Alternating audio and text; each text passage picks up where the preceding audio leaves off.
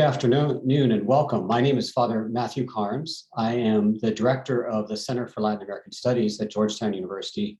I'm delighted to welcome you to this event today, this book launch for Voices of the Border, this new publication from Georgetown University Press.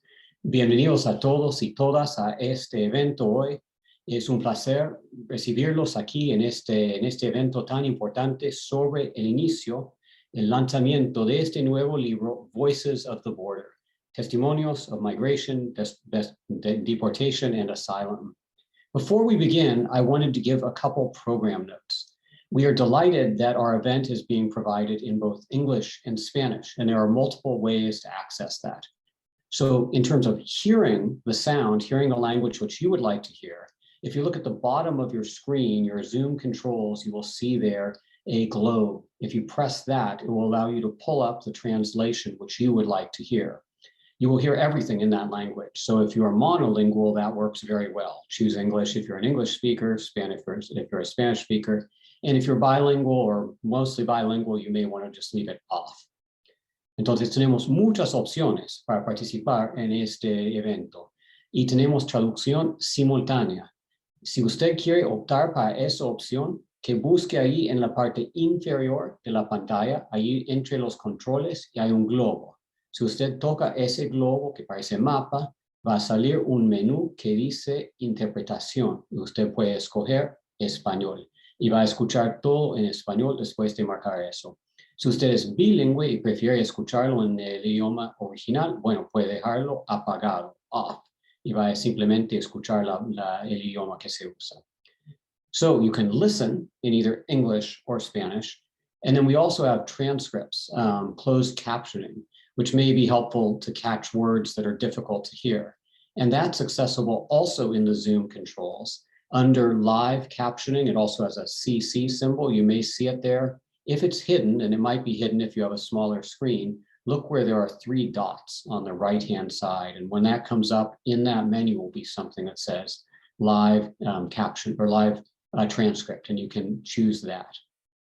También hay la opción de no solo escuchar en español, pero también tener una capción, que las letras salen allí en la pantalla. Y ahí eso se llama live transcript. Y usted puede buscar también en los controles, en la parte inferior, lo que dice live transcript. Si no aparece, y puede ser que está escondido, busca donde están los 3 puntos. Y tocando los 3 puntos sale un menú y entre las opciones allá es Live Transcript. Si busca allá va a tener la traducción. No, eso no es cierto. De hecho, para el español hay que buscar en el chat. En el chat hay un link, hay un vínculo que se lleva para poner la traducción en español. Perdona que me equivoqué en eso. Entonces, English tiene the live captioning using the menu. Para español hay que usar el link que está en el chat que le va a ayudar para tener esa traducción. Bien. So now, welcome. It's wonderful to have you here. We're delighted to have this event today. As I mentioned, my name is Father Matthew Carnes. I'm the director of our Center for Latin American Studies. And we're just delighted to be able to celebrate the publication of this important new book from Georgetown University Press, Voices of the Border, Testimonios of Migration, Deportation, and Asylum. It's edited by Tobin Hansen and by Maria Engracia Robles, one of the missionary sisters of the Eucharist, and we'll get to hear from both of them. We'll also get to hear from people that have participated at the border, worked at the border, and some of the people that helped bring this book to publication. Now, just a brief introduction to the book. Migrants, refugees, deportees, they live through incredibly harrowing situations. And we know that their personal stories, the ones that they live in their own lives, are often pretty ignored. While politicians and commentators speak of border crises or speculate about who people are and how they live, the actual memories of migrants are rarely shared. In the tradition of oral storytelling, this book, Voices of the Border, reproduces the stories migrants have told, offering a window onto both individual and shared experiences of crossing the US-Mexico border.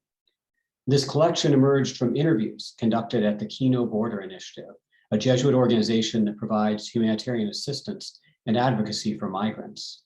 Based in Nogales, Arizona, and in Nogales, Sonora, on both sides of the border, these twin border cities, connected by shared histories, geographies, economies, and cultures. The editors and their colleagues documented migrants' testimonials directly from their own experience so that their voices could be amplified. These personal narratives of lived experiences presented in the original Spanish in the book with English translations bring us closer to these individuals' strength, their love, their courage in the face of hardship and injustice. Short introductions are also written by migrant advocates, by humanitarian workers, by religious leaders and scholars, providing additional context at the beginning of each chapter. It's a riveting read. I've been spending quite a bit of time with it over this last week, and I found myself drawn into both the stories of the migrants and to the context which the book provides so that I can understand those stories in a deeper way. So let's turn now to our panelists, those that we'd most like to hear from. First of all, we are delighted to be joined by Sister Engracia. Her full name, Maria Engracia Robles, is a missionary sister of the Eucharist and an education coordinator at the Kino Border Initiative. She's the author of another book called Las Últimas Serán las Primeras, El Discipulado de las Mujeres en los Evangelios. It's a book called The Last Shall Be First, The Discipleship of Women in the Gospels. And we're also delighted to be joined by Tobin Hansen. Tobin Hansen is an instructor of anthropology at the University of Oregon. His research examines migration and deportation, race, masculinities, care, borders, prisons, and gangs. He's also been a volunteer at the Kino Border Initiative, and together, he and Engracia have produced this really marvelous book. Later in our conversation, we'll hear from Jessica Lee. Jessica Lee is the Assistant Director for Immigration Justice Initiatives at the Center for Social Justice, focusing on direct support and advocacy for newcomer youth and their families, in addition to broader policy advocacy work in coalition with local immigrant justice organizations. Jessica has served as the staff leader for the Alternative Breaks program of the Kino Border Immersion for the last 5 years. And then finally on our panel a little bit later, we'll hear from Al Bertrand. Al Bertrand is the director of Georgetown University Press. He's also the press's editor for religion and ethics. Prior to coming to Georgetown, he served as an associate publishing director at Princeton University Press.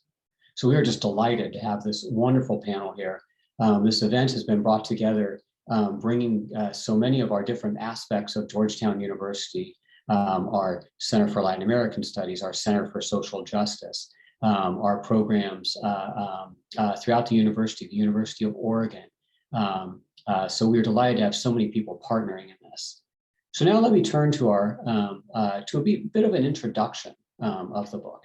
And what we'd like to do is have Tobin and Sister Engracia invite us into the book by sharing some of the book with us. So part of the introduction, which Tobin will share, and then one of the testimonials, which Engracia will share. So let me turn it over to you, Tobin first, and then Sister Engracia.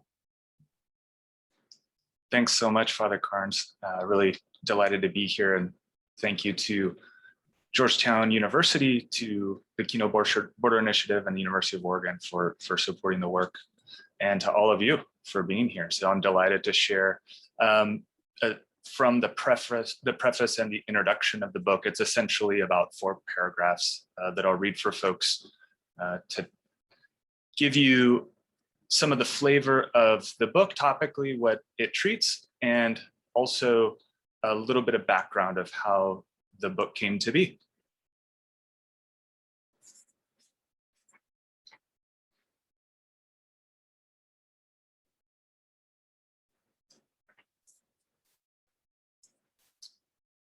Nogales, a city of 234,000 people on Mexico's northern border, 1 hour south of Tucson, Arizona, is a place of connection. Over the years, it has been a place to stay or pass through for millions of people who wish to migrate or seek refuge in the United States, or are deported by the US government, as well as humanitarian and religious workers, activist academics, and community members who stand in solidarity. Nogales brought together the people whose testimonios are compiled in this book, as well as the individuals, migrant advocates, who collaborated to write it.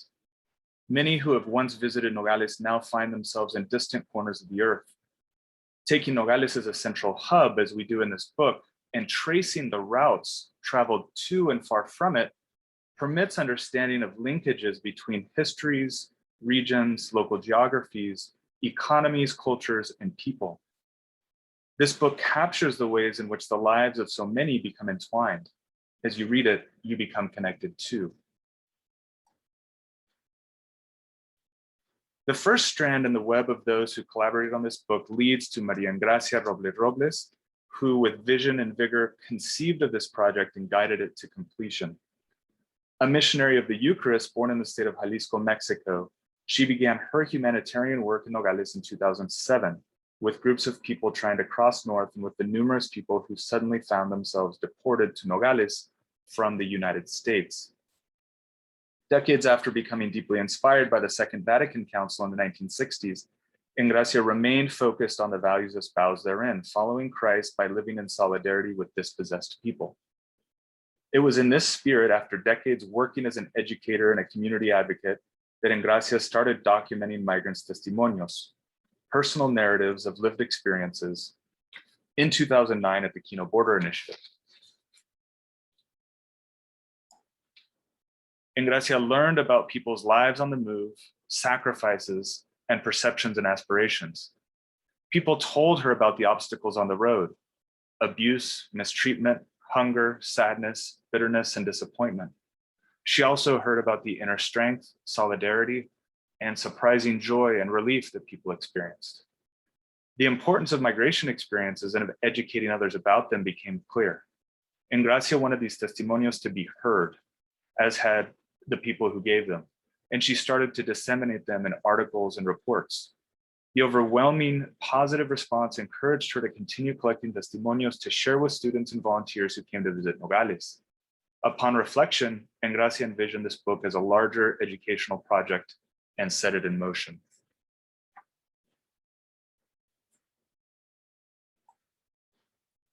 This book offers historical context and draws attention to the voices of people who have experienced life on the move.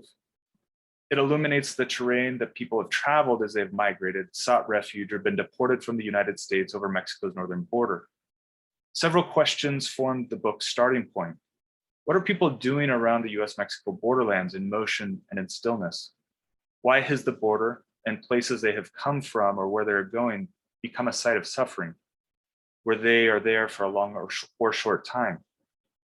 How has the arc of history, from colonialism to the present, the evolution of nation-state power, shifting immigration laws and policies, the squeeze of global capitalism, diverse familial and financial situations, persistent faith, how has this shaped the options available to people? These questions are vital for understanding human movement and learning more about aspects of life in the US-Mexico borderlands. And the book takes a particular structure in order to answer them. The following chapters each have a thematic focus and begin with short introductions written by migrant advocates, humanitarian aid workers, religious leaders, and scholars to explain the broad historical contours of these themes. Each chapter then presents two or more testimonios, first-person narratives that bear witness to historical events through lived experiences, to amplify the voices of people and document the circumstances surrounding human movement to, from, and across the US-Mexico border today. Voices of the Border focuses on those who migrate, seek asylum, or have been deported and have passed through or ended up in Nogales, Mexico. The labels migrant, asylum seeker, and deportee, occasionally used in this book, are a practical shorthand and reflect processes of physical and social mobility and stasis. But the labels encapsulate only a narrow slice of the full humanity of the people featured in the book. These labels do little to capture the rich, infinitely complex personhood of each individual, and these categories themselves are not fixed, but fluid and imprecise. Migrants find themselves on the move to reunite with family, search for work, or escape vulnerable situations. Asylum seekers are migrants who request recognition, by the US government in this case, of a fear of persecution in their place of nationality. Deportees have been coercively removed by the US government over the US-Mexico border, but all have unique experiences, personalities, and personal identities. The people at the center of this book seek change, seek positive change, and yet local and global dynamics guide their journeys along unpredictable and arduous paths. The uncertainty of their course propels sudden motion and then just as suddenly immobility. At one moment, not another second can go by, and then in an instant, there is no choice but to stay put and wait for days, weeks, months, or years. These abrupt changes in hopes, plans, and possibilities are not born of capriciousness. The brute facts of global markets, harsh immigration controls, and social and political conflicts deeply affect people's lives and constrain their options. Despite these obstacles, people in these situations navigate their circumstances with determination and ingenuity. They want to do, to endeavor, to live. Thank you, Father Carnes. I'll leave it there. Thank you very much for putting that in excellent context and really leading us to a good moment to hear one of the testimonios. Hermana Engracia, si usted puede leer uno de los testimonios para nosotros. Soy Ana Carolina de Guatemala. Tengo 39 años. Solo estudié primaria. A los 15 años me junté con un hombre y tuve 7 hijos, 3 hombres y 4 mujeres. Con excepción de los asesinados, son los hijos que traigo. Mi hija mayor tiene 20 años y el menor 12. 3 hijas son menores de edad, entre ellas una que fue secuestrada, así como el niño de 12 años. Los otros 2 varones mayores fueron asesinados. El padre de mis hijos ha sido una persona muy buena, pero a los 4, mi hijo menor, él empezó a irse de la casa, porque antes él me mantenía. Desapareció 2 meses y me dijo que había intentado cruzar a los Estados Unidos. Yo lo perdoné, pero estuvo 15 días y se volvió a desaparecer. Pasé 5 años esperándolo. Me puse a trabajar en una maquila. Ahí conocí personas y me fui desenvolviendo. Lo esperé 7 años, pero me cansé y me busqué este hombre con el que vengo. Mi marido regresó, pero ya no lo acepté. Cuando me junté con el hombre que vivo, pusimos una tienda de mercadería mexicana. Teníamos 1 mes trabajando cuando comenzaron las extorsiones. Los mareros querían renta, 3,000 quetzales a la semana. Puse la denuncia. Confiaba en Dios y el 14 de septiembre del 2008 me mataron a mi primer hijo. Él venía de trabajar. Tenía 18 años. Lo mataron como a un criminal y él era un buen hijo.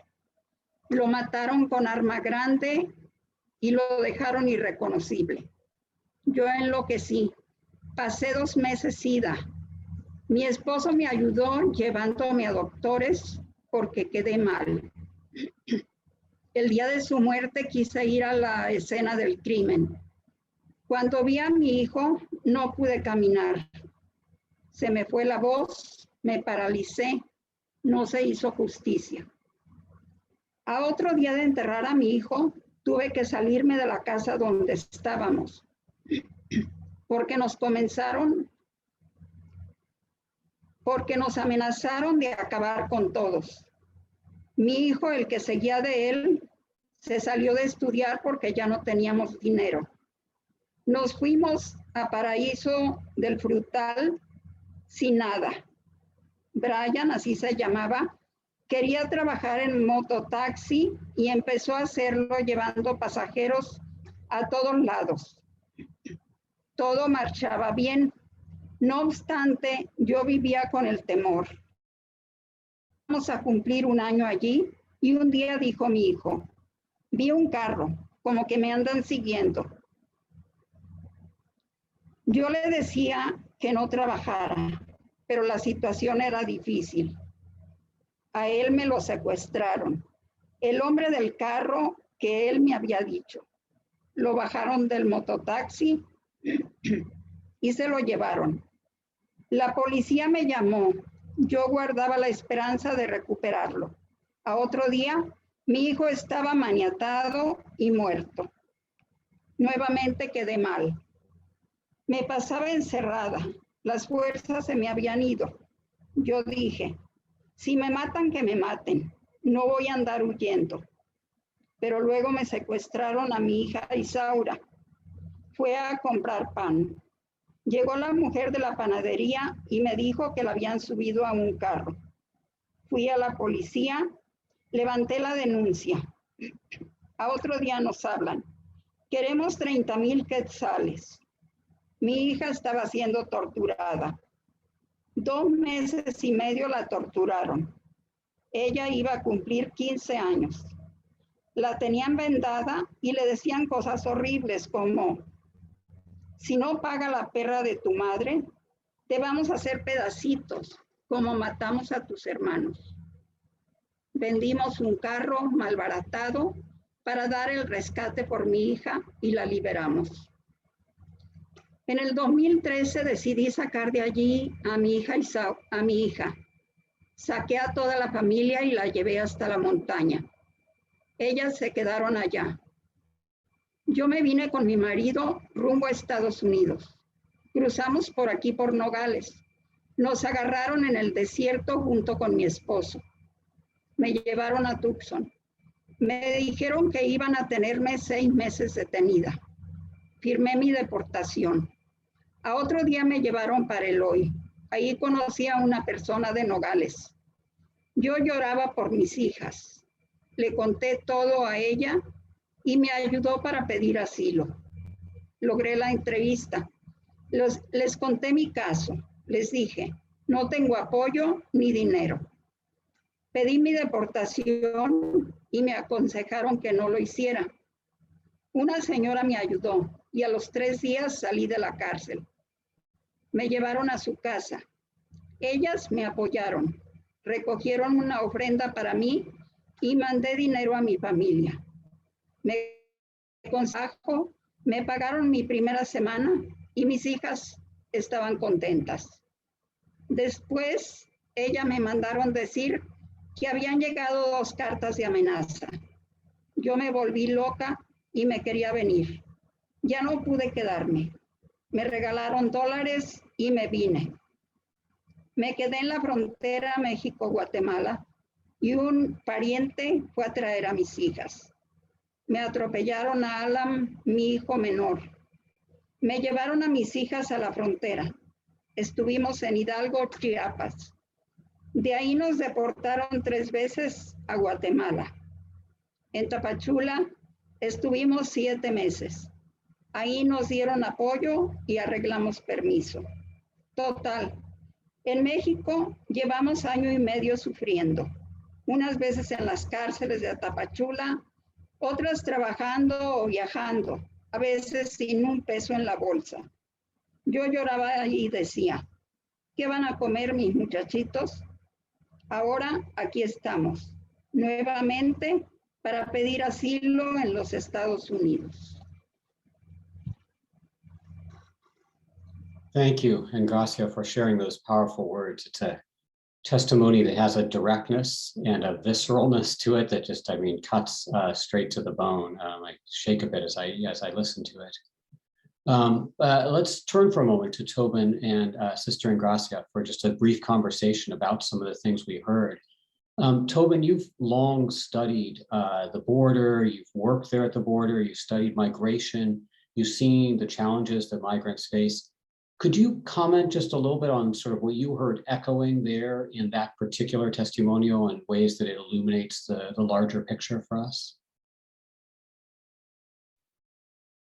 Yeah, thank you. That's an excellent question. The word visceral, I think, is apt in describing the sort of experiences that Ana Carolina has had and our reaction to that testimonio, to her lived experience. And so the trauma that people live is real. And if we immerse ourselves in the narrative, we begin to understand at some remove, but begin to have some notion of the hardship and the seriousness of the deprivation and the emotional and psychological dispossession that someone like Ana Carolina is experiencing, and the protracted nature of it as well comes through in that testimonial, where she talks about years and years and years of hardship, difficulty, living with risk, managing risk, negotiating life at the margins. That's one thing. And just one other thing I would say about it is Ana Carolina herself doesn't necessarily refer to all of the difficulties managing the bureaucratic system of asylum in the United States, or asylum and refugee status for those who apply from their own country of origin. But what we come to understand when we consider more broadly some of the policy implications of, for example, not having enough immigration judges to handle the backlog. There's some 560 immigration judges in the United States, a tremendous backlog of some 1.3 million cases. The artificially low numbers of people who are granted asylum. There's a high evidentiary standard for people to, in court, be able to prove to the satisfaction of the judge who's hearing the case, to prove that they are worthy of asylum. And that has to do with many factors. But, maybe just the last thing I would say is, I think that the sort of clunkiness of the bureaucratic machinery to handle folks who are in dire situations like Ana Carolina, is broadly reflective of the devaluation of who they are as people. And that's mediated by marginalized subject positions, racialized identities. Folks are citizens of Latin American countries or other places around the world. This is mediated by gender as well. And I think that the hardship and difficulty and the difficulty accessing justice comes through in that testimonial. Thank you. Thank you. Yeah, thank you. And you highlight so well the traumatic nature of this journey, the lived reality of a bureaucracy that, as you say, is clunky, and then the way this exists at the intersection of so many different discriminatory practices and marginalizations, and one on top of another from different angles. Yet there is this abiding sense of human purpose in this, and human desire and hope at some level. And so let me turn to Sister Engracia. Engracia, you've accompanied so many migrants through the years. In fact, this book exists because you kept their testimonials, you wrote them down, you listened, and you wrote over and over again. And I wonder if you could speak personally about how you, in a sense, carry these stories inside you, in your heart. When you hear one like this one of Ana Carolina, how do you, as a person of faith, as a human being, how do you receive it? And then how does it motivate you to do the work that you do? Could you comment on that? Pues muy actual la pregunta para mí, porque estoy viviendo en este momento eso mismo. El día de ayer comentaba cómo creo que tengo un mecanismo de defensa, porque cada día escucho historias que realmente me llegan al corazón. Y lo más difícil es no poder dar una solución, no poder ayudar, no poder resolver un poco la situación de dolor, de dificultad y de desesperanza que muchas personas traen.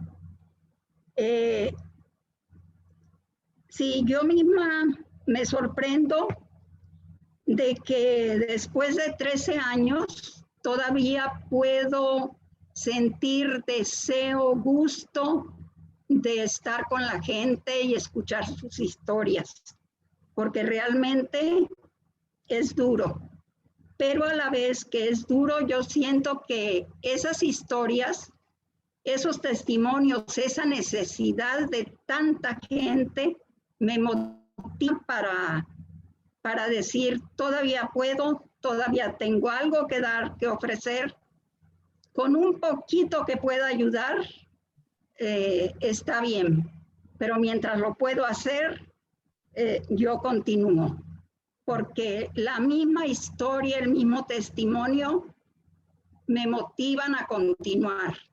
Y precisamente ese era mi deseo al recoger estos testimonios, porque yo decía, si en mí producen esto, puede ser que a mucha gente le puedan ayudar para cambiar su corazón, para hacer algo por los migrantes, para cambiar un poco la visión que se tiene de ellos y pues el mal concepto que se tiene de los migrantes. Eso me animó, me motivó y me sigue motivando, el cambio.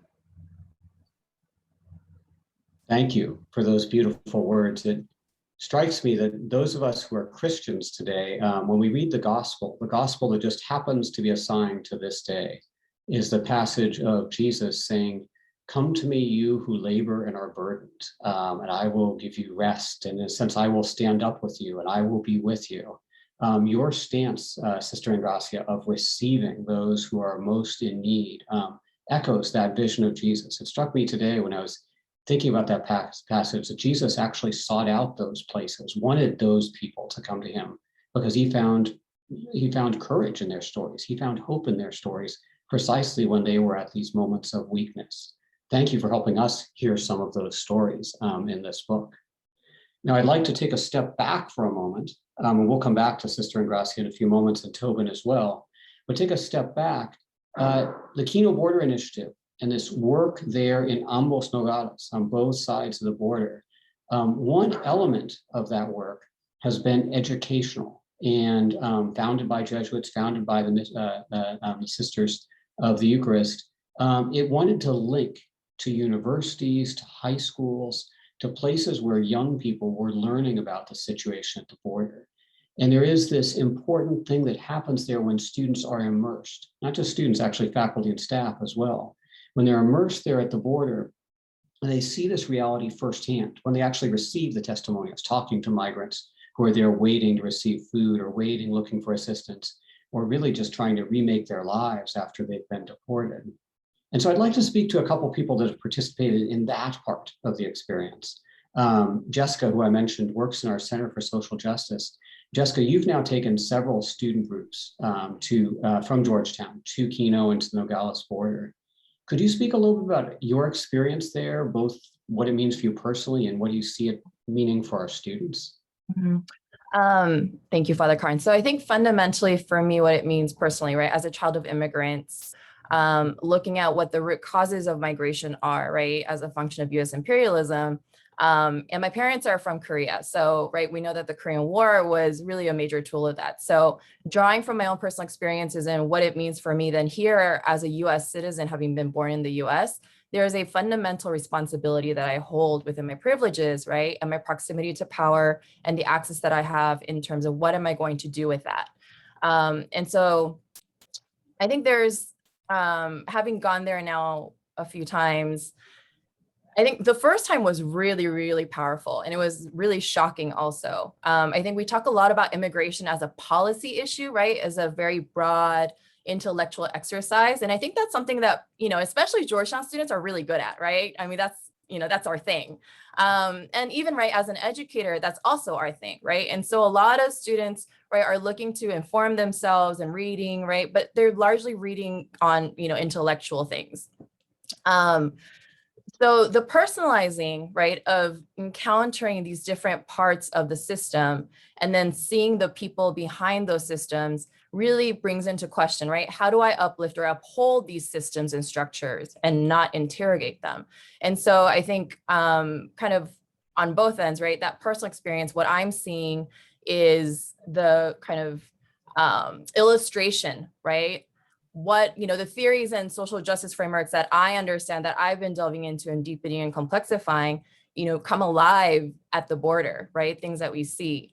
It also indicates a lot of things, right, that we've noticed what happens inside, right, within our borders. So I think last year, right, we saw a lot of the ways in which issues at the border are really tied to, right, issues in our cities. And so for, as an educator kind of sitting at that position of, what am I seeing concretely here? And then for my students, it really depends also for their experiences if they're right on their own racial identities and their own immigrant identities. And so for the students who are most closest to the identity, I had for the first time, I think so right before the pandemic, actually, we were able to actually make it to the border. We weren't able to cross into Nogales, into Sonora, but we were still able to finish our week there. And for the first time, we were able to have students with Central American identities, right? And that was really deeply powerful. So as a function of critical consciousness raising to tie it all together, for them is really questioning, how do we see the world as it is and the material conditions that the people at the margins, right, who are most impacted by these systems and structures and what they're experiencing in order to be able to change them, right? And then also the question of, right, what is legal is not always just, right? And we always tend to conflate legality and justice. And then really questioning also internal to that is, people will talk about, oh, that's not legal, or, that's, all of the kind of social justice language that we use, but we don't really think about fundamental human dignity. Thank you for bringing together both the really personal with the big policy questions as well, which is, I think, something Kino is uniquely poised to sort of draw students and faculty and all of us into. Al, you as director of the University Press had the opportunity to travel to the border as well. In fact, I was fortunate to go on that same experience with you. So we crossed the border together and spent several days there. And that actually had a lot to do with the genesis of Georgetown University Press publishing this book. Could you speak a little bit about how you were impacted by that journey and then how that resulted in this book? Sure. Thank you, Father Carnes, and thanks everyone for being here. In late 2019, I was speaking with Chris Chalenza, former dean of Georgetown College, who had been on an immersion trip at KBI, and he really talked about it as a kind of transformative experience and urged me to think about doing it. And so I applied, and I think I was lucky that someone canceled or couldn't go for some reason. So I went in January of 2020. And I went, I guess, thinking that the trip might inform my work as a publisher by helping me understand Jesuit values better, by kind of understanding a complex issue more clearly. And those things definitely happened, but I think what I wasn't really prepared for was the kind of experience of meeting individual people. You might remember, Father Carnes, on the first morning you were interpreting for me. We were chatting with people who were waiting in line at the Comedor to eat. And I think what struck me then and throughout the whole trip was just the dignity and determination of the people I met, and also the diversity of their stories. So we met people who were fleeing domestic abuse. We met people who were fleeing gang violence. We met people who were trying to get back to the US, who had been there before and were trying to rejoin family. And I guess at that point, I had the first kind of inkling that there should be a book here, that these stories should be told. And so at the end of the trip, we were talking in a group about what we were going to do when we got back to Georgetown as a result of this experience. And I said, it'd be wonderful for there to be a book, and I'm going to look into that. And Sister Tracy Horan of KBI, who was leading the discussion, said, I think Engracia is working on a book. And I thought, well, people say these things all the time. And I thought, maybe there's a proposal and, years down the road, there might be a publication coming from it. But Tracy put me in touch with Engracia and Tobin, and it turned out they had a manuscript that was almost completely done, which is just, I don't think anything like this has ever happened to me in publishing. And so here we are just, 18 months later, and the book is being published. And that's a tribute to the wonderful work that Tobin and Engracia and all of the contributors did on the book. And I just wanted to, I guess, just say, that the book has really led the press to think about other publications that we can do in this area, and kind of led indirectly to a book we published earlier this year called The End of Asylum by 3 law professors. That's really more about some of the things that Jessica and Tobin were speaking about in terms of what the Trump administration did to the asylum system in the US and what needs to be restored. And so it's really, I think, pushed the press to publish more in this area, and just as a really, really, I think special publication. So I just wanted to end by just thanking the whole team at Georgetown University Press. I think as Father Carnes and I were talking about before the event started, I think the book is really beautifully produced, that the illustrations and maps, add to the experience and context of understanding the migrants' experience.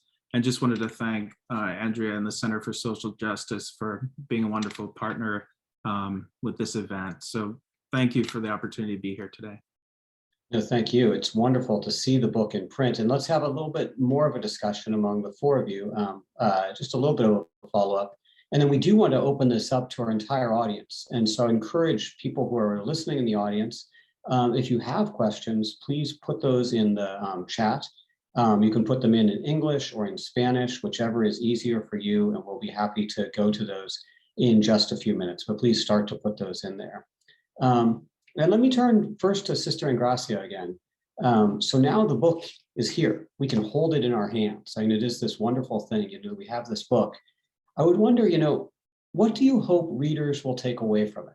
Now that we actually can hold it and we can read it, what do you hope the readers will take away? Pues yo esperaría un cambio, o sea, haciendo mi esperanza muy grande, esperaría un cambio de las políticas, un cambio sería ideal, pero eso no lo espero, es demasiado. Un cambio de la estructura económica, del sistema económico, porque es algo de lo que vemos cada día en la frontera. Muchísima gente en una situación de pobreza grande, y eso pues es por la desigualdad social, económica. Entonces yo esperaría, si ese libro logra empezar ese cambio, hacer algún cambio en las personas que lo lean. Pensé cuando recogía las historias en los estudiantes de las universidades que vienen a visitar Quino, porque veía que podían hablar con alguna persona, pero no veían toda la gama de historias, de sufrimientos en los diversos aspectos que enfrentan los migrantes. Entonces, pues ese sería mi gran deseo, aportar para un cambio de más justicia, no de legalidad, como decía Jessica, sino de justicia.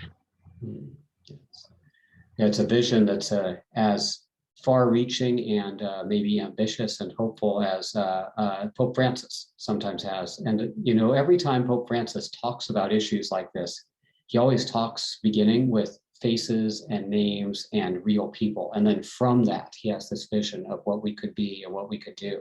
I hear that reflected, that out of these testimonials, we can then think about what could our world be like? How could we achieve the kind of justice that we would like to see? Tobin, when you reflect on this, this moment, this book, you think about the larger context of whether it's the border or US history. How do you think this book is going to fit into that? Maybe how does it help illuminate maybe some things that we're lacking otherwise in our attention? What do you hope it adds? Yeah, thank you. In terms of the educational possibilities of the book and what we hope that the work that the book can do in effectuating change is giving folks a much broader lens through which to interpret and view the current moment when there is so much talk among politicians, pundits, commentators, and various media about crises, border crises and immigration crises and asylum crises, and to even begin for folks out in the country, folks who matter, who form a powerful political constituency, folks that have all different sorts of ideas and opinions about those that are in the world. I want them to understand maybe a couple of things, and one has to do with the long historical trajectory of that is part of the colonial project of control and domination, the assertion of authority over territory, over polities. This goes back, there's antecedents to what even is immigration law.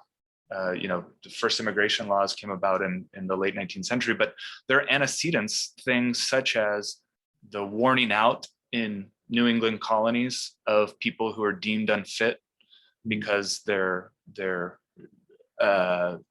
have certain medical problems or they're viewed to be drunkards or vagabonds. This is what was codified in colonial law, to fugitive slave laws, to indigenous dispossession. All of these antecedents is coercive control of land and people's bodies and the restriction of movement.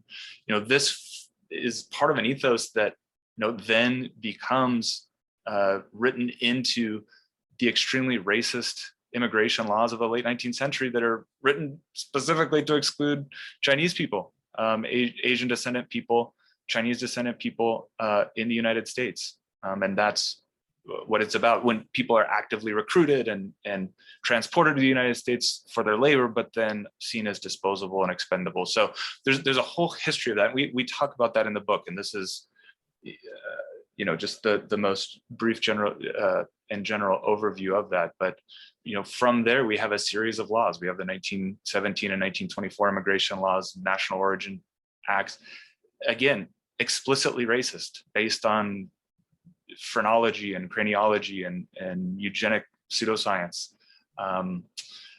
meant to keep racial purity within the United States. This is in the 20th century. This is inscribed into the law, and there's an overhaul in 65 to the way that some of this works. But today there's been a linkage between criminalization and the law. So again, a reproduction of a racist and very race-based notion of who belongs in the United States. So the book treats this. The book gives some of this context, and we want people to be able to grasp that. And also the region is important as well. And so that's the other piece that we historicize in the book.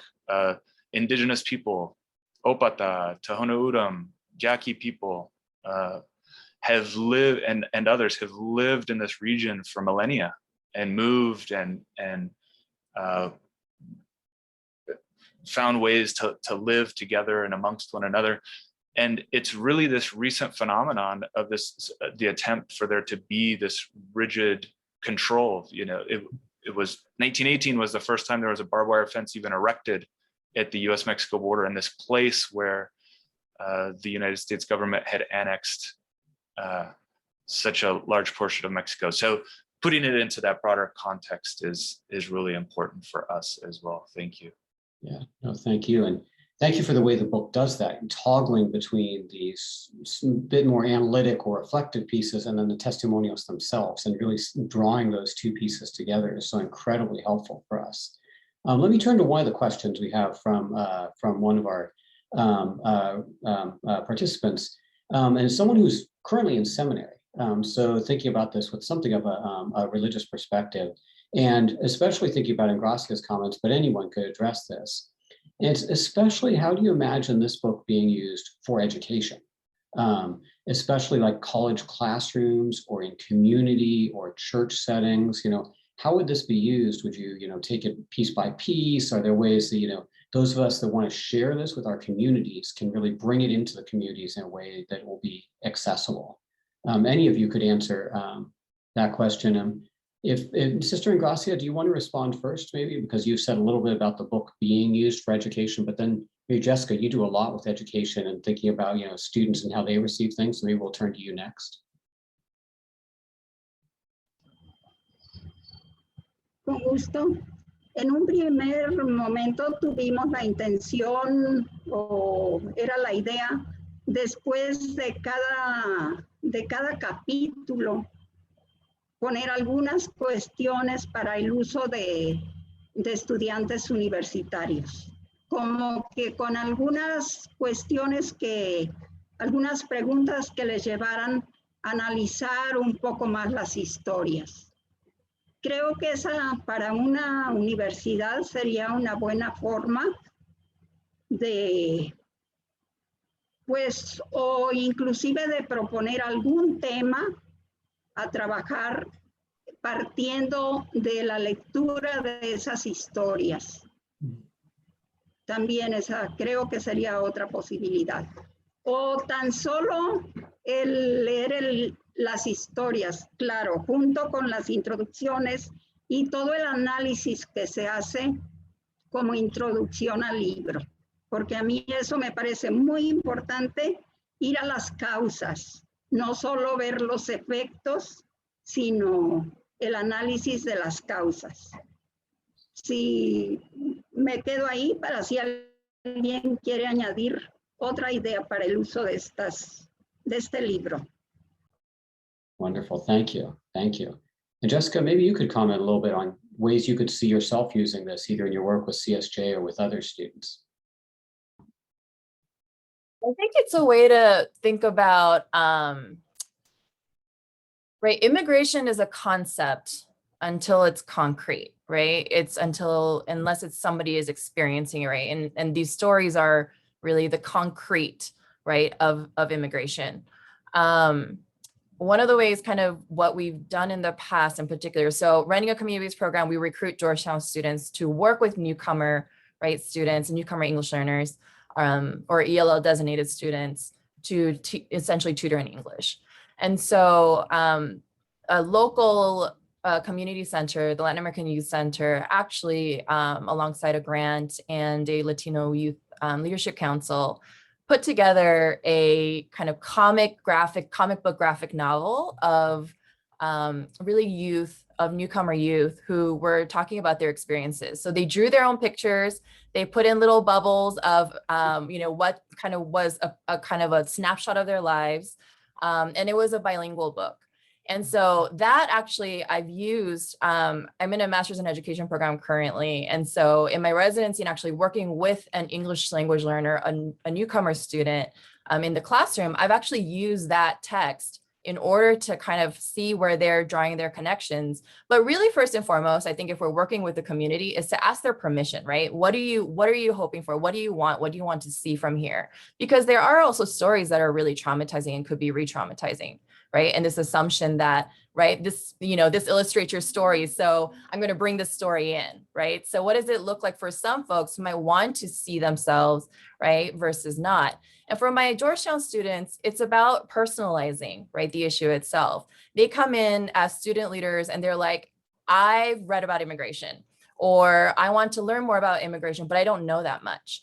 And so to personalize it and to start with the emotional, because the emotional is really difficult, right? To witness pain and suffering, in particular, really deep pain and suffering, is, I think, really difficult for some of us, especially if we're in positions of privilege and power, right? And then to be able to own also the possibility and the potential to do harm is really challenging. And so really digging deep into, right, what does it mean to center human dignity at all times?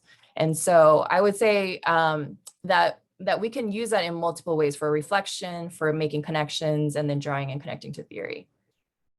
That's fabulous. That's fabulous. I think there will be a real inspiration in this book. I'm reminded of a student of mine a couple of years ago who had the benefit of traveling to the border and being there for one of the immersive experiences, and then coming back and writing her senior thesis on the migration experience, and eventually doing interviews here in the DC area with people that had migrated earlier in their lives and really built on this testimonial experience. So it's wonderful to think about the ways that could play out.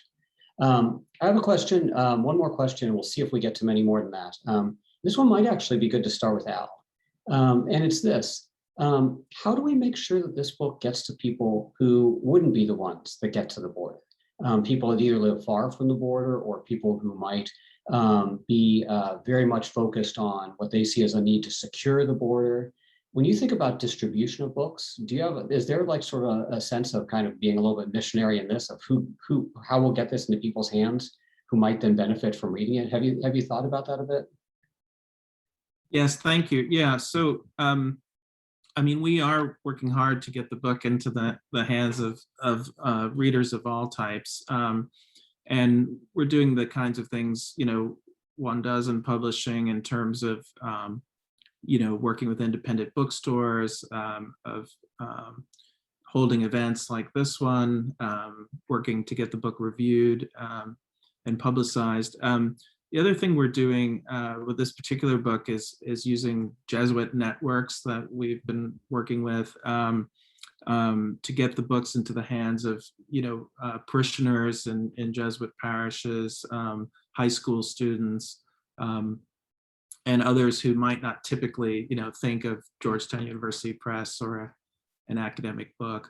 So I think, you know, I agree with what's been said so far, that the stories in this book are, they are really, really important to humanize, you know, issues that seem very abstract. And I think one additional way one might use the book in terms of leading a discussion, it would be to take a news article and, you know, focused on a kind of very abstract principle of asylum, let's say, and then use stories in the book to, you know, to illustrate what that experience might look like on the ground. I find myself thinking about this book a lot when I read the newspaper nowadays, and that's another way that I hope the book will sort of help to change minds. Thank you for that. Let me repeat something from the chat. Actually, a couple things. So Margie Legowski, thank you for your comments there. One of them, and I would support this, Al, might be good to see if we can send some copies to select members of Congress. And the Jesuit network helps there. You know, there is no university network that has more elected members of Congress than the Jesuit network. So, you know, thinking about how can we get this into their hands. And also, you know, says bring it to the Ignatian Teach-In, which is held each year. And that actually has a day where they go and do advocacy on the Hill. So that could be a great day where not only students read it, but then actually take it to the Hill and leave it in members' offices. I think that could be a really interesting linking in. And then we just mentioned too, Margie had great ideas about ways to use this in a parish, you know, so of course with permission, but maybe using some of the excerpts in bulletins or letters, creating a new way of the cross, using the stories as a basis for like a radio play, honoring migrants. There are lots of pieces like that. So these very concrete ways of taking what's here in this book now out into our communities. It's just marvelous to see. Now, I'm very aware we are coming up on the end of our time together. And so let me thank everyone who's participated, our sponsors, especially, most especially the Center for Social Justice, the Georgetown University Press, the Kino Border Initiative, and then all of you who have been here, but especially those who have lent their voices to this. So Jessica, for your experience and work that you shared, Al, for your work bringing this to press, and especially Tobin, all the editorial work, all the building of this, and Engracia, with whom this book just would not exist without your listening, your accompanying, your savoring and writing down and making sure that we would hear the voices of the migrants to this day and be able to read them going forward. That is such a gift to us. So we're so thankful to have you all together today and to be able to share this time. You can get the book. There's been I know it's been going through in the chat, so you can easily link and buy it. We would recommend you do that. Give it to your friends. Make it a holiday gift throughout the year. Once again, thank you all for being here and have a wonderful evening. Bye now.